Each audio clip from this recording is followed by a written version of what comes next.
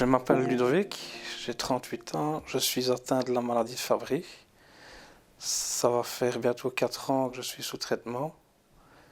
En fait, moi j'avais des symptômes, j'avais des brûlures dans les mains et dans les pieds.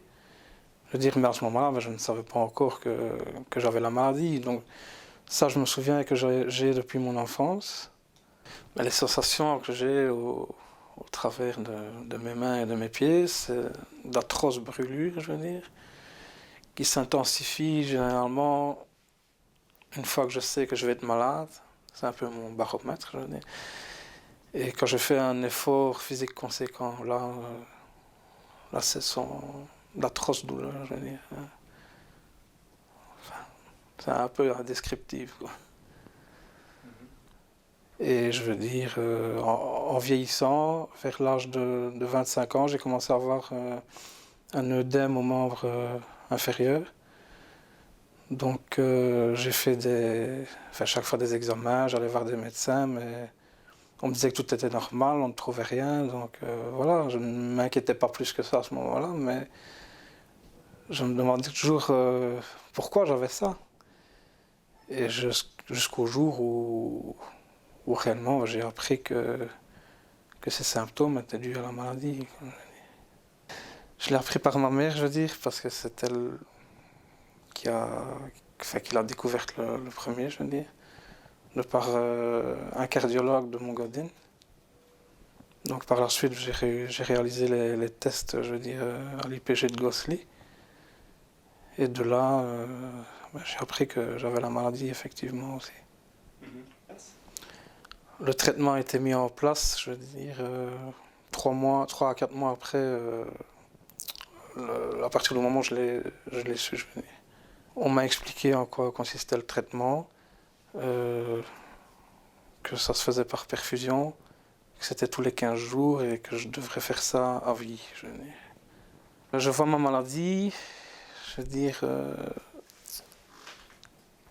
je vois deux faces. J'ai la face du monde extérieur, je veux dire, le regard des autres personnes qui ne comprennent pas parce que ça ne se voit pas. Mais moi, je le ressens parce que j'ai mes souffrances. J'ai mes souffrances à l'intérieur, je veux dire. J'ai mes brûlures, je veux dire, surtout. J'ai des petits symptômes qui font que moi je le sais, mais les gens ne le savent pas. Comme emploi, je suis magasinier cariste. D'accord. J'utilise beaucoup mes mains et mes pieds, c'est fort physique, effectivement. Ouais.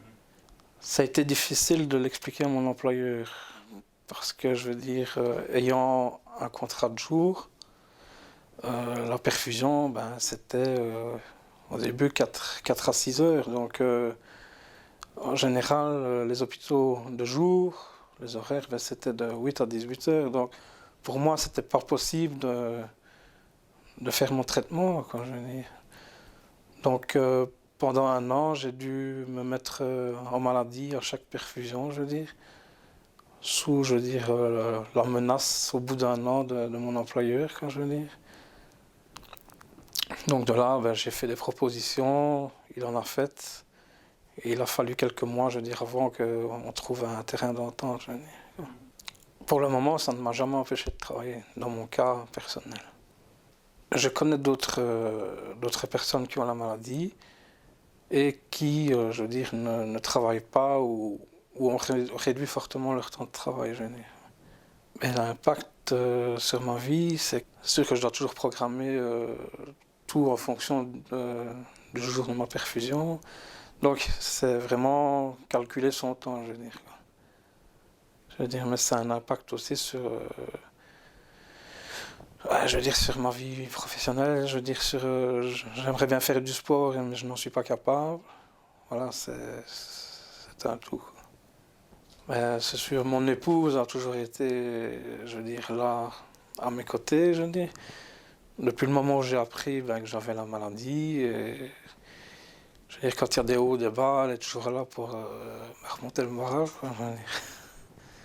Donc, son rôle, oui, il est important pour moi, quoi. Les enfants, disons que ils sont au courant forcément que j'ai la maladie, mais j'évite de de trop parler de mon ressenti, parce que je tiens à les préserver, à ne pas les inquiéter. Donc ça, j'ai plus difficile, je veux dire, à en discuter avec mes enfants. Ben, il existe différents groupes Facebook, on va dire, sur lesquels j'ai appris à connaître des gens et sur lesquels j'ai moi-même fait, je veux dire, une page personnalisée, je veux dire, ben, racontant mon parcours, je veux dire, sur la maladie. Ça m'aide personnellement parce que c'est toujours bien d'avoir un contact avec d'autres patients, d'avoir leur ressenti. Et c'est sûr que moi, mon but, c'est d'en parler autour de moi. Et j'utilise les réseaux sociaux justement dans ce but-là, quoi. L'association de patients, c'est une bonne chose parce que ça permet de se retrouver un peu, je veux dire, entre patients, mais ça peut aussi peut-être nous aider dans certaines démarches. Mon avenir, je le vois, ben, pour le moment, je me dis, ça va, touchons du bois.